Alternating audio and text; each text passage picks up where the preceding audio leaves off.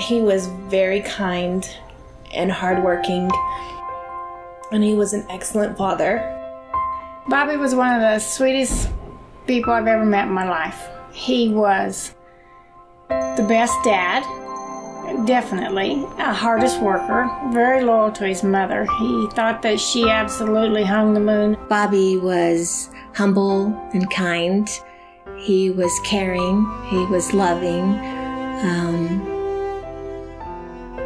He was the most wonderful son that I've ever experienced. Of course, he's my only son, but I can say that not just because he's my son, he just was loved by so many in our community, in our industry, and just loved life. You know, you couldn't have asked for a better brother. He was an amazing person. If it hadn't been for Bobby, I think Chad would have probably lost his life.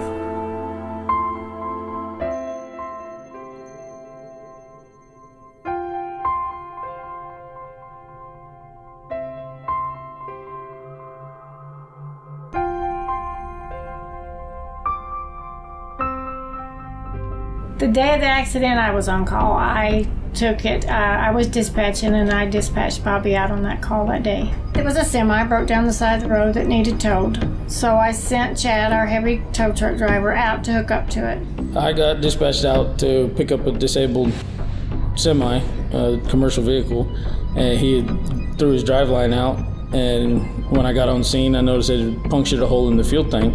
So I called back to dispatch and told them it was leaking fuel, and we needed a cleanup crew to come out and clean up the diesel.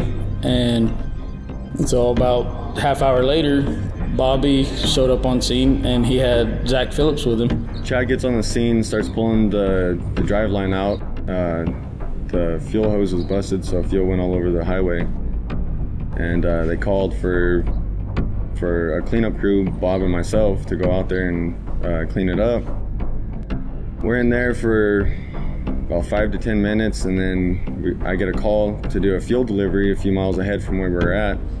And Bob decided to stay and help Chad out, you know, any way he could.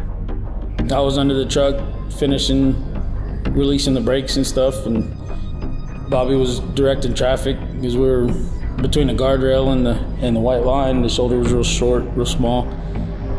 So I was under the semi, crawled out, and walked over to my wrecker to grab the air lines and the light cord so I could get this truck off the side of the road. My son was directing traffic to keep Chad safe, and Chad was taking out airlines out of the tow truck toolbox, and my son was behind that toolbox directing traffic over, which I understand that most of them were going over until this one particular truck just would not move. And by the time he had any time left, he yelled out at Chad. I hear Bobby yell, "Look out," and I turn around and look, and I see a semi veering towards us. And so all I could think to do was to turn around and duck into the toolbox I had open. So I just turned around and leaned back as far as I could in the toolbox, and as I'm turning around, I seen Bobby go running towards the front of my wrecker, and like not even seconds after that, there was the semi, and it hit the door that was on my toolbox that was open and missed me by like 6 inches. Within just a step or two, he was almost clear of being hit. And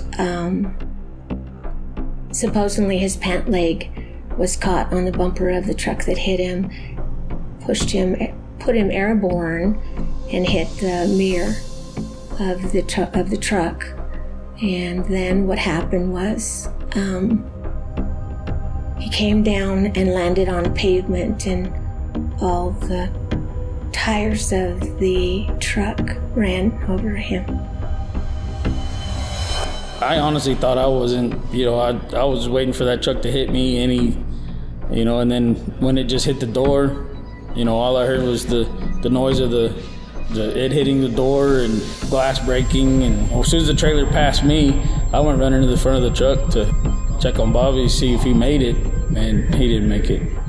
I'm about maybe a mile away, if that. Chad calls me and tells me that Bob just got struck by a truck. And the way we used to give each other a hard time, I figured they were just with me.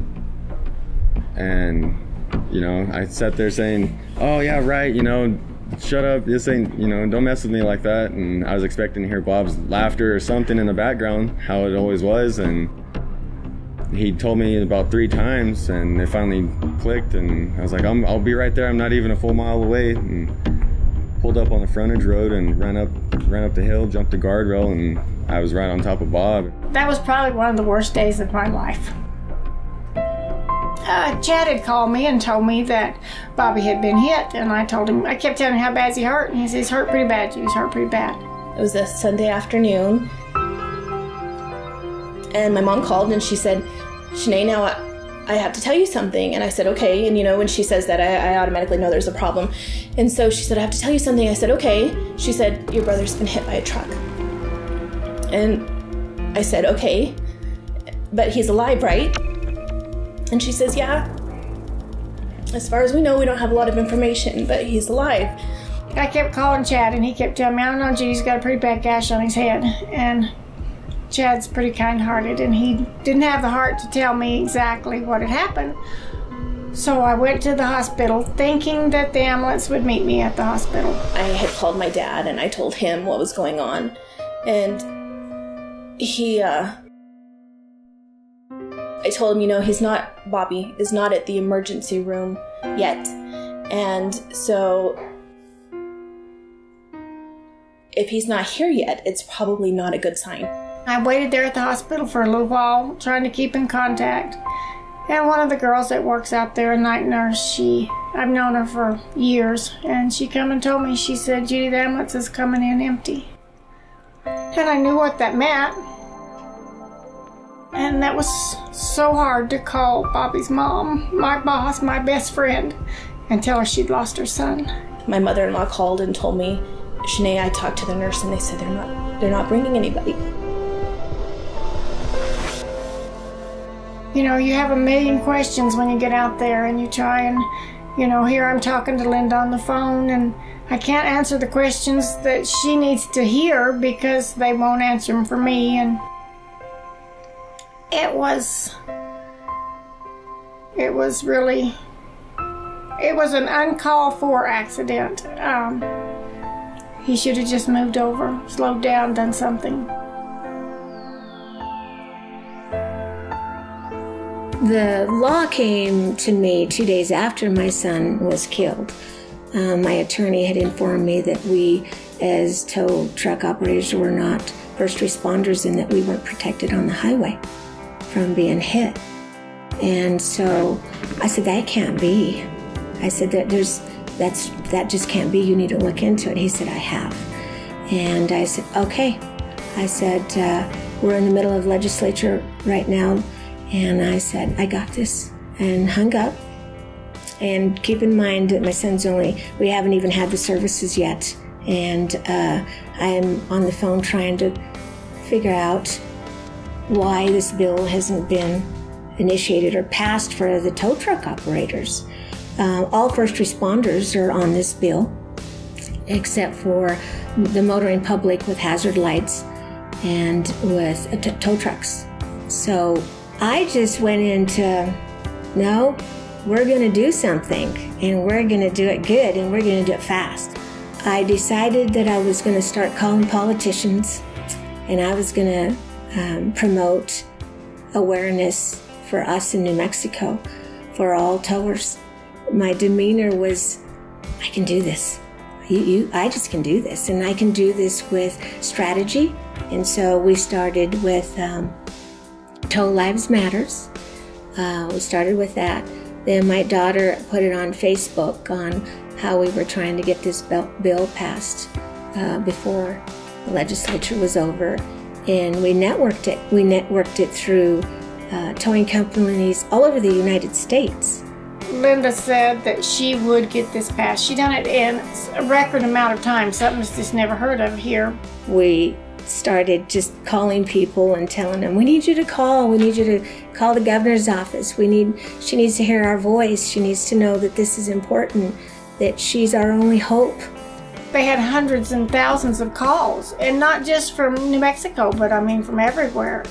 When that finally came to pass, I believe that we had several representatives that were very strong about it and allowed that to keep staying in the House and the Senate. She worked miracles to get it done. The contacts, the people she called, it was just a relentless thing to get Bobby's Law passed. 12 hours, I think, is what it was before we didn't think we were going to get it done. And Governor Susana Martinez, she just came through. I believe that the awareness of the spirit right is going to connect, and it's going to connect through our nation and through our industry, and we're going to have people that have the same hope I have and take on the same journey that I have, because it's not going to go unforgotten. It's not going to be forgotten. We can't allow it to be forgotten, and not just because I've lost my son, but this is truly an epidemic that needs to be either slowed down, and for me, I'm hoping that it's not taking another first responder, another tow truck driver. If I could say anything to the people watching this video, I think I would say that those extra few seconds that it would take you to slow down or move over, those few seconds can change lives. Those few seconds, they may not mean much to you, but they mean a lot to the families of the people that are on the road working. And if you could say anything to Bobby, what would it be? I love you.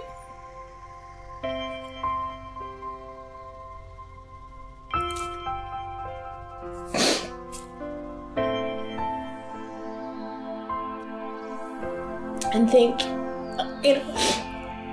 I thank him for everything that he did and that his life is continuing to do, because I know that his story will help to save lives.